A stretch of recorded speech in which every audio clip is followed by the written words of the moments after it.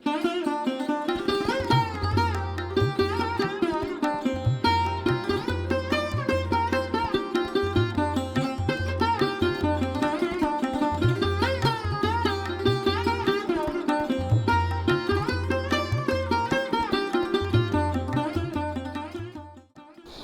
রাধে, জয় শ্রীকৃষ্ণা।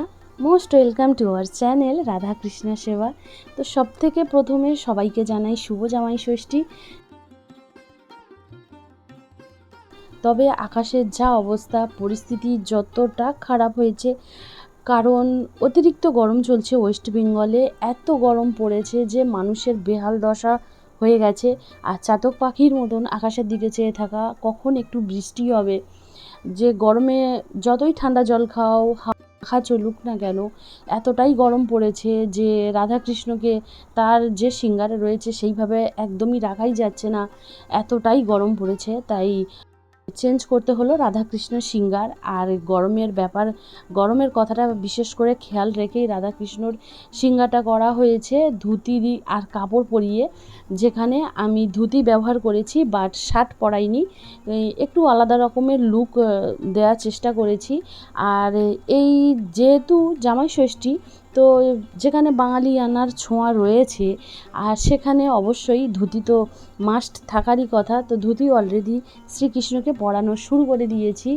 আর ধুতি মানে বাঙালিদের কাছে সব থেকে ফার্স্ট চয়েস ধুতি, শাড়ি। তো সেই হিসেবেই আমি একটু শ্রীকৃষ্ণকে বাঙালি আনায় সাজানোর চেষ্টা করেছি। আর এই পোশাকটা কিন্তু এর আগে আমি রাধাকৃষ্ণকে আরও দুবার পরিয়েছিলাম।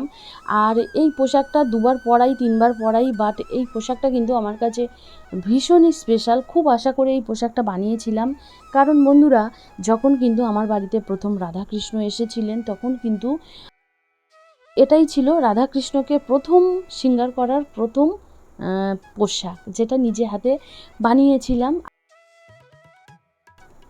তো এই পোশাকটা দিয়েই রাধাকৃষ্ণকে শৃঙ্গার করেছিলাম। যদিও আমি তো তখন কোনো ভিডিওই বানাতাম না।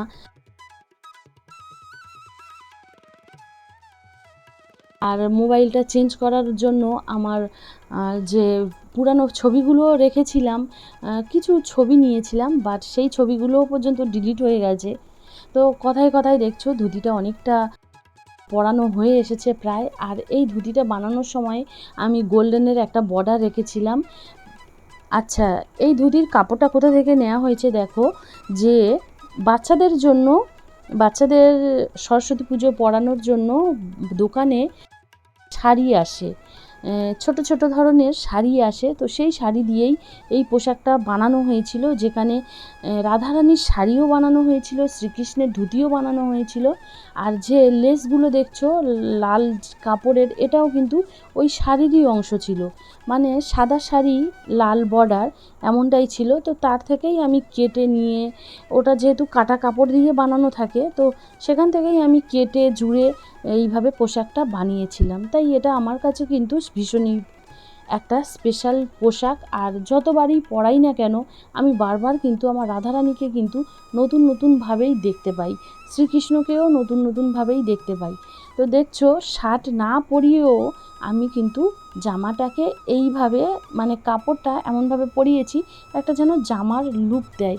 তো এইভাবেই আমি কাপড়টা পরিয়েছিলাম। পাগড়িটাও খুব একটা বেশি ভারী চাইছিলাম না, কারণ গরমের জন্য হেয়ার না পরালেও ভালো লাগবে না, আর সেটাও কেমন লাগবে। তো হেয়ার উইক পরিয়েছিলাম, বাট এই যে পাগড়িটা বানাচ্ছি একটু হালকাভাবে, যাতে কোনোভাবে খুব একটা সিঙ্গারটা খুব একটা বেশি ভারী না হয়ে যায়, জমকালো না হয়ে যায়।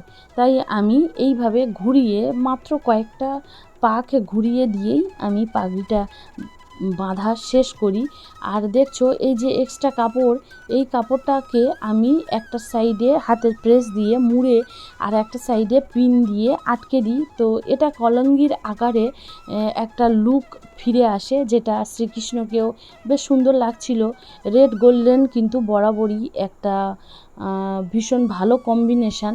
তো এতটা ধারণা নেই আমার, ব্যাস আমার যেটা ভালো লাগে যেমনভাবে শ্রীকৃষ্ণকে শৃঙ্গার করতে, তো সেইভাবেই শৃঙ্গার করি।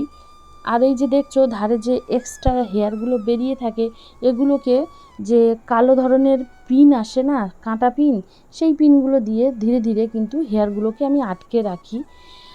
আর মাথা যেহেতু ভারী, আমি ডেকোরেশন করতে চাই না, তাই একটা মাথায় হালকা ধরনের ডেকোরেশন করে এখানে কমপ্লিট করা হয়। আর বন্ধুরা, অনেক দিন ধরে শ্রীকৃষ্ণকে কিন্তু একটা রূপোর বাঁশি দেওয়ার ভীষণই ইচ্ছা ছিল অক্ষয় তৃতীয়াতে, বাট সেটা সম্ভব হয়নি। কয়েকদিন আগে আমি একটা ছোট ভিডিও শেয়ার করেছিলাম, আমি কিন্তু এবারে পেরেছি শ্রীকৃষ্ণকে একটা, খুব সুন্দর না হলেও শ্রীকৃষ্ণকে একটা রূপোর বাঁশি দেয়া হয়েছে। তো তোমরা কিন্তু কেউ জানিও যে এই বাঁশিটা কেমন লেগেছে। আর বাঁশিটা লাগানোর ক্ষেত্রে দেখো, এই যে বাঁশিটা না যখন হাতের মধ্যে দেয়া হয় উঁচু হয়ে যায়, তো এখানে গ্লু ব্যবহার করতাম, বাট এবারে কিন্তু আমি অন্য ধরনের জিনিস ব্যবহার করছি, যেটা হচ্ছে তুলো। তো এই তুলো নিয়ে একটু ছোট্টভাবে পাকিয়ে নিই, আর হাতের মধ্যে যেখানে গ্যাপটা রয়েছে এখানে তুলোটা আটকে দিই। তো যার জন্য একদম ঠিকঠাকভাবে ওই জায়গাটায় কিন্তু বাঁশিটা ছিল। তো দেখছো শ্রীকৃষ্ণের কিন্তু প্রপার সিঙ্গার করা হয়ে গেছে। আর শ্রীকৃষ্ণকে কেমন লাগছে তোমরা কিন্তু কমেন্ট বক্সে অবশ্যই জানিও। তো বন্ধুরা, ভিডিওটা আজকের এখানে শেষ করছি। আবার দেখা হবে পরের কোনো একটা ভিডিও নিয়ে। তো সবাই খুব ভালো থেকো, সুস্থ থেকো। রাধে রাধে।